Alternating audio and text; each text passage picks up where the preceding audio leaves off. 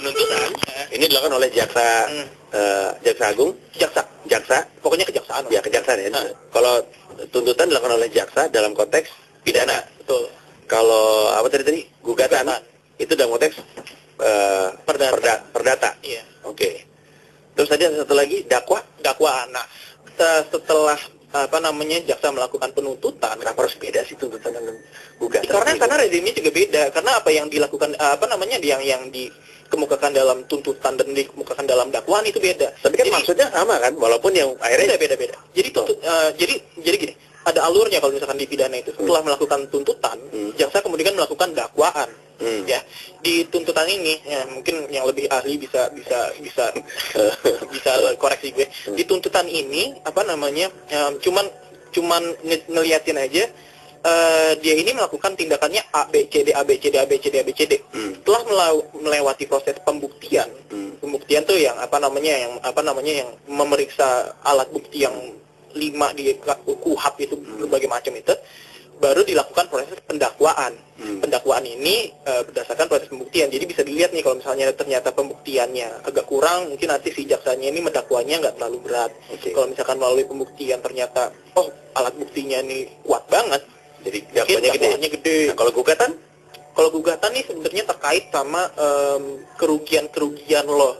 Kerugian sendiri ada yang material, imaterial. Gugatan ini memang cuma ada 2 terhadap wan prestasi. Wan prestasi mau dijelasin nggak? Karena banyak nih. Enggak. Oke. Gugatan dilakukan terhadap wan prestasi seseorang dan juga terhadap perbuatan melawan hukum. Oke. Kalau permohonan biasanya lo memohonkan bahwa lo udah cerai. Oke. Lo udah cerai. Permohonan aja, kemudian ditetapkan.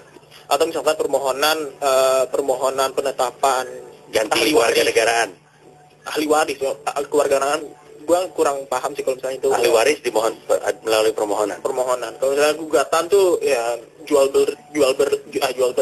beli, terus utang piutang segala macam itu lewat gugatan wan prestasi sih biasanya. Oke.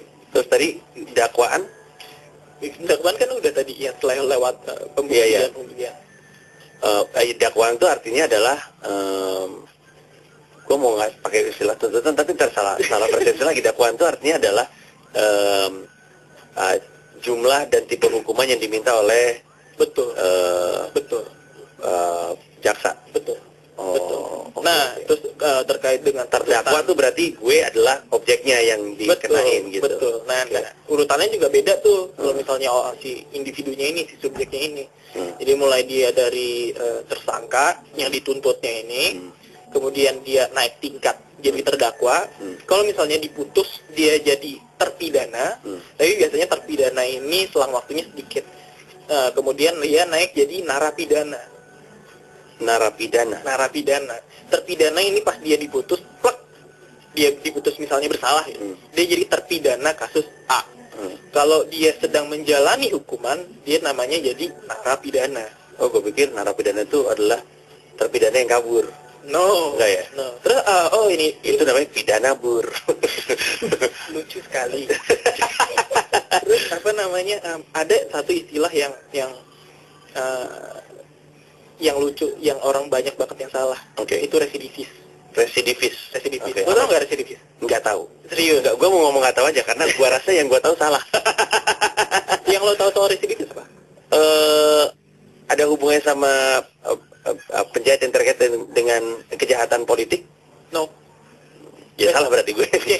Dan kabur. Residivis ini adalah orang yang melakukan kejahatan yang sama di bidang yang sama. Jadi kalau misalnya gimana kejahatan yang sama di bidang jadi gini.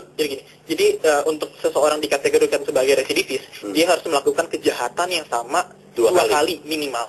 Kejahatannya itu ada kalau nggak salah ada 3, cuman gue ingetnya ada 2. Kejahatan terhadap kejahatan terhadap nyawa, kejahatan terhadap harta, dan kejahatan terhadap kehormatan. Kalau hanya ada di 3 bidang itu aja. Kalau nggak salah. Kalau misalkan gue melakukan kejahatan di bidang kehormatan dan gue lakuin hal yang sama lagi, itu lo udah masuk residivis. Kalau misalnya lo terpidana, lo jadi terpidana. 2 kartu kuning, terus udah gitu kartu merah, atau 2 SP di kegiatan yang sama gitu ya. SP sih paling cocok tuh harusnya. Lo bisa dapat SP1 3 biji gitu misalnya, SP1 untuk kejadian ini kejadian ini, tapi kalau misalnya untuk kejadian yang sama lu dapat SP yang sama lagi, habis itu lu dikeluarkan gitu, residivis gitu istilahnya. Betul. Gila, ini banyak banget yang bisa dioprek ya dari hukum ya. Banyak.